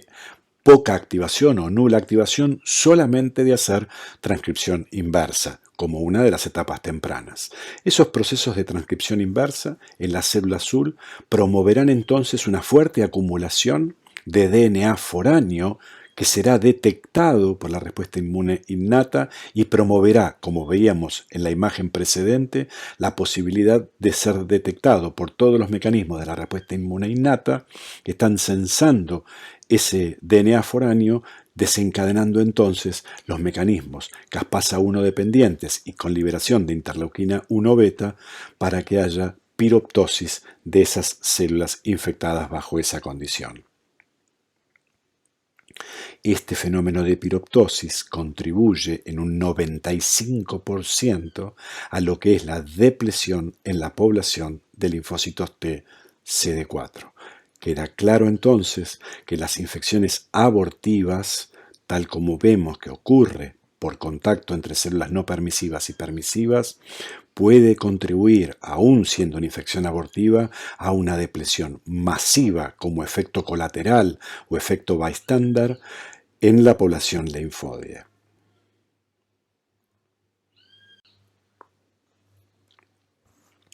Cuando hablamos nosotros de la apoptosis, estamos hablando claramente de un escenario que es ciertamente complejo, pero describámoslo sintéticamente. La imagen que nosotros tenemos aquí centralmente nos está mostrando cómo un linfocito que se encuentra infectado por virus de inmunodeficiencia humana es muy tempranamente, tras la expresión de una proteína que tiene una función claramente accesoria, como es la proteína NEF, logra inhibir la apoptosis en la célula infectada, de modo tal que la célula que está produciendo virus, a través de una de sus proteínas, el virus de inmunodeficiencia humana detiene la apoptosis. Es así entonces que ese escenario sigue constituyéndose en sí mismo como una fábrica de virus. Esa misma proteína NEF que está inhibiendo la apoptosis, lo que hace paradójicamente es expresar en la superficie de la célula infectada, o aumentar, mejor dicho, la expresión en la superficie de la célula infectada del ligando para Fas. De modo tal que la célula que está infectada va a expresar una cantidad tan importante de ligando para Fas que cuando acudan a este tejido linfoide otras células con la intención de hacer reconocimiento de los péptidos expresados derivados del virus de inmunodeficiencia humana en la superficie, bien sea en moléculas HLA de clase 1 o bien sea en moléculas HLA de clase 2, el contacto hará que tanto los linfocitos TCD8 como los linfocitos TCD4 con capacidad de reconocer esos péptidos, estamos hablando de linfocitos T que son HIV específicos, con capacidad, insisto, de poder reconocer los péptidos presentados, sufrirán apoptosis al tomar contacto sus receptores Fas con el ligando para Fas que está sobreexpresado en la superficie de las células infectadas. Veas entonces cómo también la apoptosis está contribuyendo en esta primera instancia a controlar, por un lado, que no ocurra en la célula productivamente infectada, pero que sí ocurra y precisamente hacerlo en linfocitos T, CD4 y CD8 que tienen especificidad para tratar de controlar la infección por virus de inmunodeficiencia humana.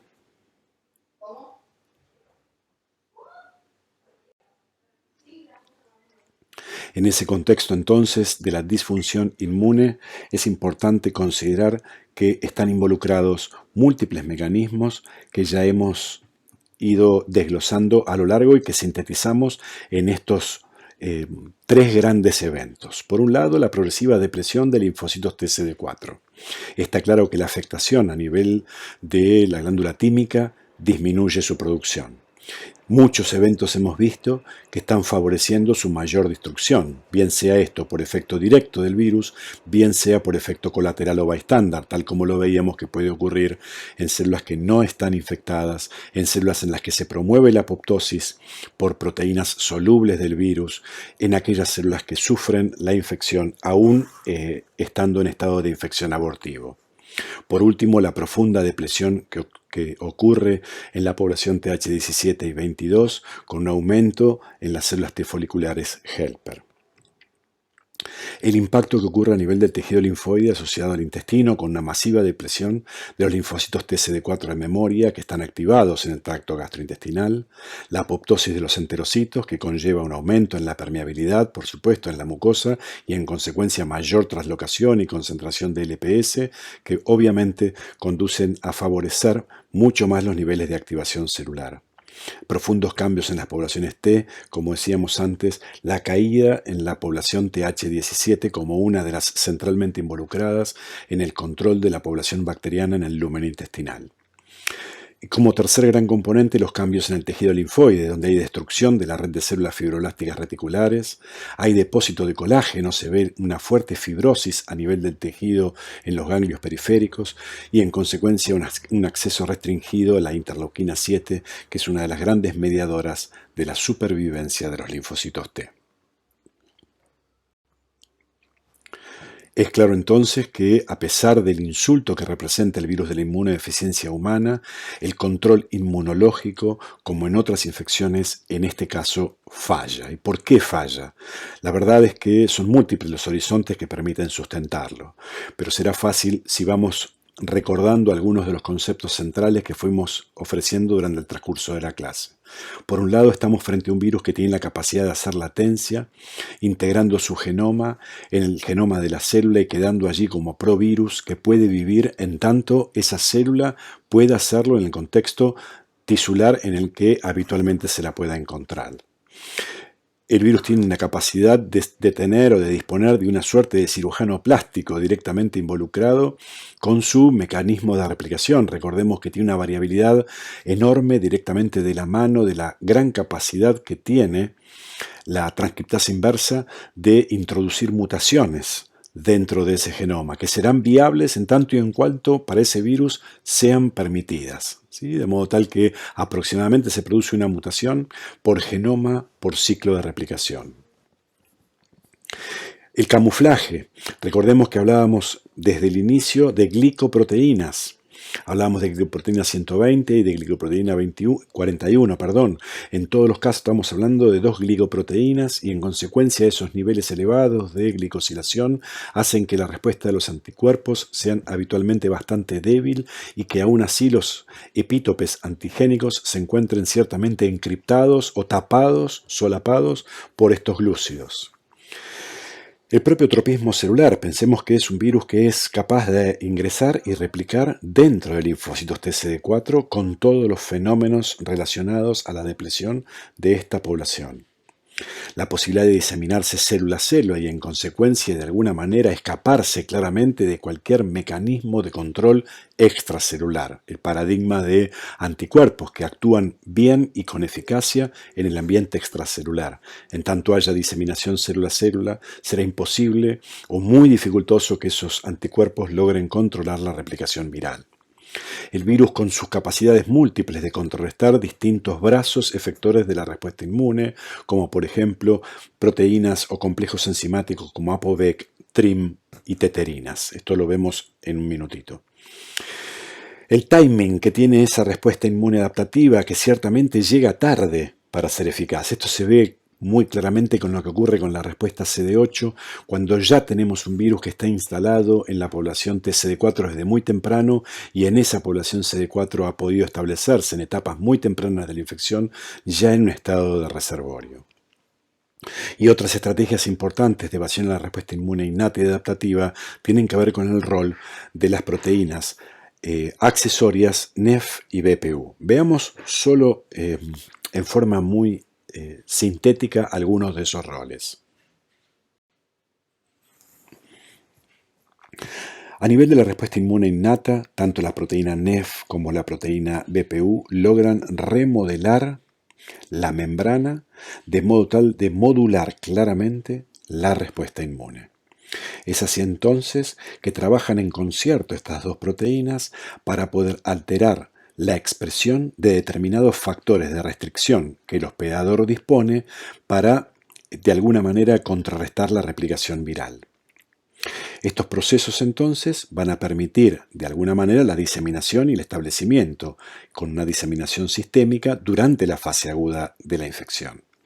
Es así entonces que, por ejemplo, la proteína BPU logra selectivamente regular la expresión de algunas proteínas celulares que mantenían ancladas a la progenie viral sobre la membrana y contrarrestando la acción de estas proteínas, por ejemplo teterinas, que allí están mencionadas como BST2, van a permitir de esta manera que haya una liberación eficiente de la progenie viral. Del mismo modo, otras formas de esa proteína, las teterinas o BSTN2, pueden ser mantenidas como un pool sobre la superficie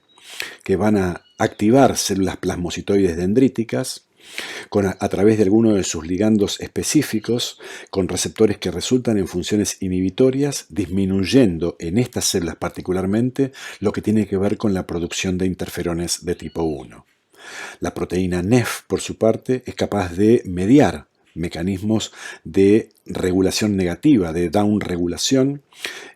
incorporando en la incorporación, de algunas enzimas involucradas en la inactivación de las partículas virales. Y por otro lado, la proteína NEF es uno de los grandes paradigmas en lo que tiene que ver con disminuir la expresión de receptores que son reguladores de la actividad de las células NK, de los que ustedes conocen bien, vinculados con la respuesta inmune en lo que tiene que ver con su activación, receptores NKG2D, y otros como los NT o los PBR.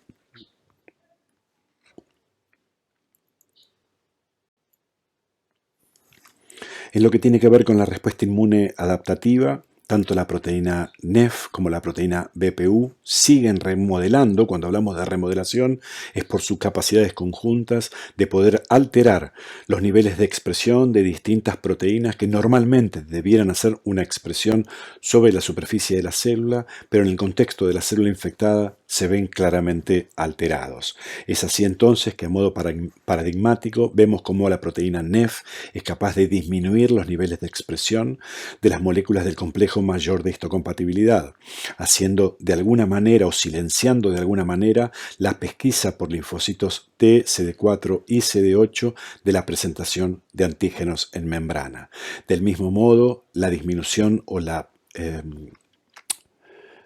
prohibición, por decir de alguna manera, de la expresión de la molécula CD62 en la superficie y su contacto con células endoteliales, o de la expresión de receptores de quimiosinas del tipo CCR7 en la superficie, con lo cual los receptores para determinadas citoquinas no encontrarán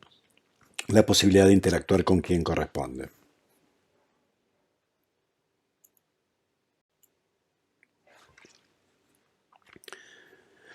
Sin dudas la palabra cura es aún en su concepto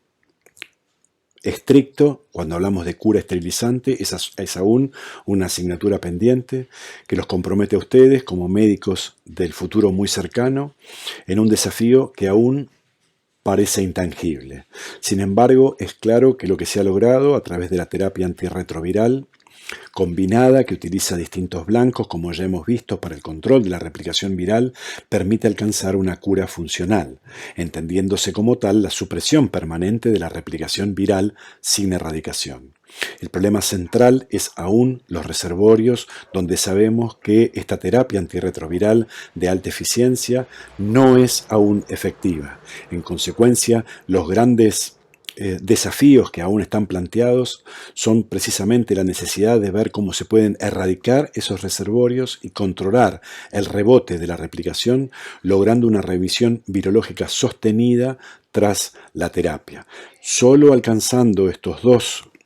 objetivos podremos alcanzar una cura esterilizante que signifique definitivamente la erradicación del virus desde el hospedador.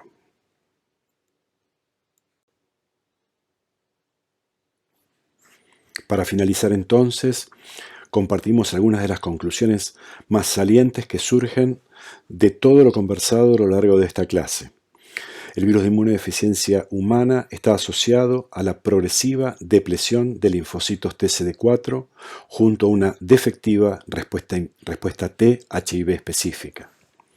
Su patogénesis Espero haya quedado definitivamente claro que es multifactorial y está involucrando tanto componentes directos mediados por el virus como componentes indirectos que derivan de la respuesta inmune que intenta controlar muy infructuosamente el control definitivo de esta infección. Los linfocitos T CD4 activados son el principal protagonista celular donde acontece la replicación eficiente. En su estado quiescente o no activado o de memoria, constituye el principal escenario de reservorio para esta infección. Los mecanismos de daño directo son promovidos por la infección productiva y por productos solubles que son generados durante la misma, en tanto que los mecanismos de daño indirecto, inmune mediados, incluyen a la respuesta inmune innata ante las infecciones abortivas, como así también los mecanismos de la respuesta inmune adaptativa que intentarán, en alguna situación, llevar adelante los linfocitos TCD8 por mecanismos citotóxicos. Frente a todas las estrategias de control inmunológico, el virus dispone de una vasta lista de herramientas que le permiten evadir esa respuesta inmune. En consecuencia, son los reservorios virales los que constituyen una barrera aún no superada para alcanzar la cura esterilizante. Lamentablemente, al día de la fecha, a pesar de múltiples estudios que aún se siguen llevando adelante, no disponemos de una vacuna efectiva. Para finalizar, me permito agradecerles a todos su atención a lo largo de lo que ha sido una clase teórica muy intensa en información y espero les haya resultado de interés. Reciban todos mi afectuoso saludo.